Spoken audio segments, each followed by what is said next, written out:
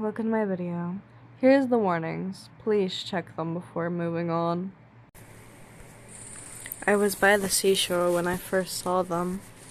A regular-looking guest walking back and forth on sand, as if they were pretending they were on a tightrope. At first, I hesitated, not wanting to disturb their odd ritual, until they stumbled on one of their shoes and fell into the water. Oof. Caught off guard, I made my way over to help them up. Got my clothes wet in the process. As they stood, I asked for their name. I accidentally forgot that guest before guest 1000 can't really talk, per se, so he just looked at me all confused. Quietly, they wrote their name in the sand with this slight hesitation. Guest 666. A really unfortunate name. I've heard rumors associated with it, but nothing real. As they wrote that even though they looked like other guests, people barely approached them because of it. Seeing this, I asked if they wanted to hang out, maybe grab a cola or two. As after all, it was a nice day out, and it looked like they could use the company. It made me so happy to see their once flat expression grow into a small grin as they nodded their head. I took their hand as we left the beach, starting our new friendship. At first, we struggled to find any games we both liked. Sixer wasn't too keen on outdoor activities as much as I was. I was okay with it, though. We would just hang out over at my place a lot. I even got a cat that resembled Sixer a lot. Her name was Tack. Admittedly, not a very good name, per se, but we liked it at the time. We spent evenings chatting about all sorts of things, about our lives, our hobbies. Sixer borrowed my notebook so they could form their thoughts more easily. We would talk for hours until we got too tired and slept on the floor. It was fun. At one point, while I was preparing to head to a big party that was coming up, I was surprised by Sixer writing about wanting to come with me. Overjoyed, I gave them a huge hug, and we drove as fast as we could to the venue. The Iron Cafe was as lively as ever. Folks from all around having the time of their lives as we both entered the scene.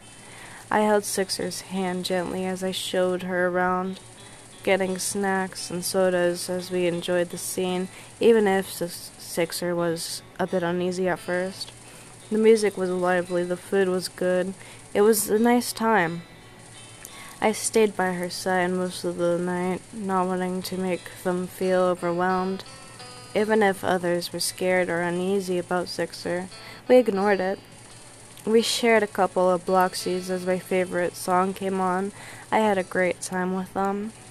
When the music quieted down as the party came to a close, both of us were pretty tired, so I let Sixer drive us back to my place.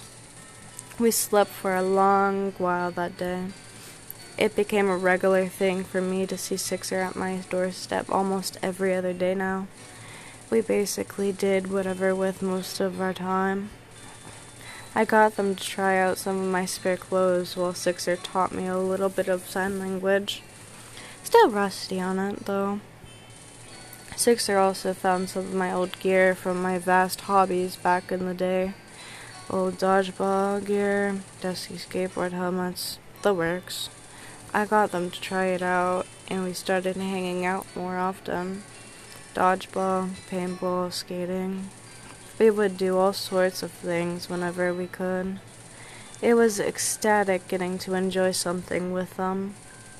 Even if I've played some of these before, Sixer held their own with or against me in competitive games. They seemed so relieved they could be someone who isn't that myth, someone who isn't a hacker or beast. Our bond slowly grew as we continued to play and have all sorts of fun. Laughing, playing, goofing around. Just me and my best friend. Me and Sixer. Sixer and me. But Over time, I started to notice their attitude change. They became more competitive, more agitated whenever she lost. This change worried me a little as often. This attitude made her lose more often than before. She started to look more disappointed or agitated whenever we headed home after a game. I tried telling them that it was all in good fun, but they remained still. Whenever there was a leaderboard in our hangout sessions, she'd often stare at both me and their own names, their fists clenched tight. I don't know what they were thinking at the moment, but after a particularly heavy loss, she disappeared. I didn't hear from them for a while. The day he came back, they suddenly started to get way better at a lot of things. They were much faster, stronger than before. I could immediately tell. They looked really happy to be able to catch up to me. We were more normally at the top of the leaderboards together. I wanted to be happy for them, but the way their eyes looked at me whenever they won made me worried. Crimson red eyes which stared through me. Over time, that's when I finally realized what was happening to them. They had been relying on what looked like an injector or a script this whole time. Its red color bright as Sixer kept using it. What was once a way to catch up to me became like a necessity to them. Like a vice they were unable to part with. I desperately wanted to say something, but I didn't want to ruin what we had. It was changing them. That rumor she hated, it was becoming a reality. Their name often caused leaderboards to glitch or spaz out, and stuff like doors became broken and disintegrated. I wanted to keep her on a low profile, but often failed in doing so. Their reliance grew over time, leading to others noticing. He began to try and hide parts of their body, too. Parts of their torso looked like they were made of solidified code, and their right arm had become a dark, glitchy mess. It was horrifying. My best friend had changed in front of me. From a quiet yet kind-hearted friend to someone who couldn't let go of something that was actively hurting them. It felt like something overtook their mind. It was horrible. I should have told them to stop sooner. My breaking point was hearing their voice through their vice for the first time. Although it was raspy and heavily filtered, they spoke to me. The problem was how badly it had affected Sixer's body. Every word that came out of their mouth caused the visible patches of code to shift and grow. Overwhelmed, I confronted Sixer on the same seashore where I met them. They were there first, staring at the sea. I spoke first. I said it shakily, my fist clenched as I saw them. I called out to them. They had to give it up. They needed to give it up. My voice was clear. I told Sixer about how the script needed to be gone, as if it was only worsening their body at this rate. I didn't want to see them like this. That horrible rumor of a violent exploiter was becoming real. Sixer stared at me, shocked. They eventually began closing the distance between us. Hands, or claws, clenched tightly as they kept their voice steady. He tried to explain to me how they desperately needed it, that it helped find their own name, how undeserving they were of this world. They thought I would be proud that they have found their own identity without me or the myths, proud that I could finally talk to them. Hearing all of that, I acted without thinking. I yelled at them as loud as I could, my voice rising as an overwhelming anger took my entire body. I told them that he was selfish, that her script was killing them, Even if they could talk to me, I couldn't bear to see my best friend hurt like this. I couldn't just let my best friend, my only friend, throw themselves away like this. I didn't want to lose them. I couldn't. But it felt like my words fell on deaf ears as they kept pacing towards me. I kept yelling, tears starting to stream down my eyes.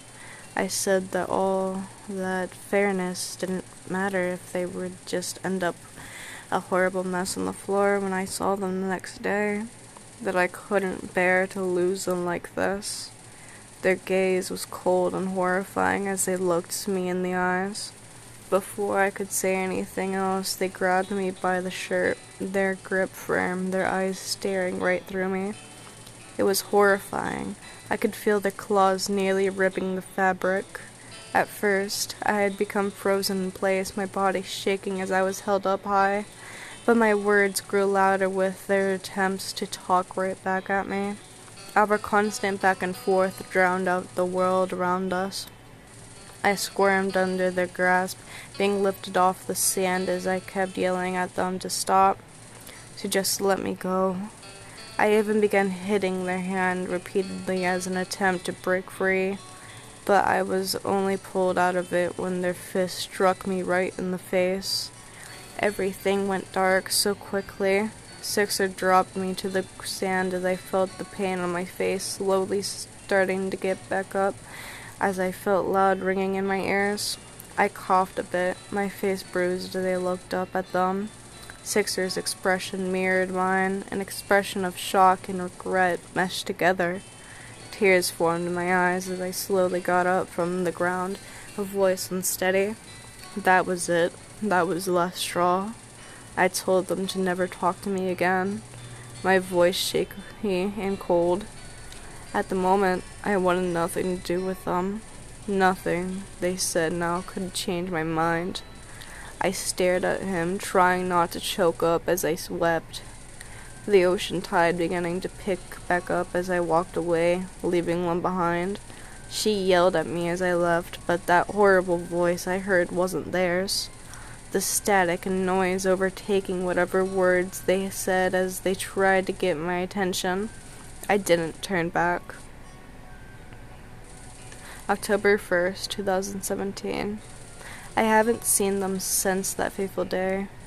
Guest 666, my best friend, my one and only.